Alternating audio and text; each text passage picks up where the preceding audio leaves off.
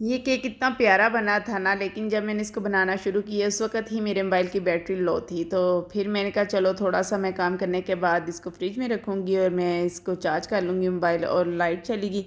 और फिर लाइट ऐसी गई, ऐसी गई, ऐसी गई कि वो लाइट आई नहीं पूरा दिन।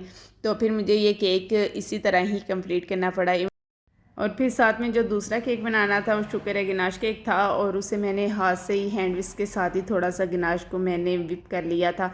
ये एक ही क्लाइंट ने मुझे ऑर्डर किया था, एक तो उन्हें अपने लिए चाहिए था, दूसरा ये उन्होंने किसी इवेंट के लिए बनवाया था, तो एक उन्होंने घर खाने के लिए बनवाया था। तो ये दोनों केक फिर अल्हम्दुलिल्लाह मैंने जो था कंप्लीट कर लिया, और बस लाइट के ना होते हुए भी मैंने मुकम्मल कर ही लिया। तो ये थी इस केक की फ़ाइनल लुक। और जब मैंने पिक्चर शेयर की मुझे भी कुछ समथिंग मिसिंग लग रहा था, और फिर क्लाइंट ने मुझे बताया कि आपने ऊपर टॉपर तो लगाया नहीं।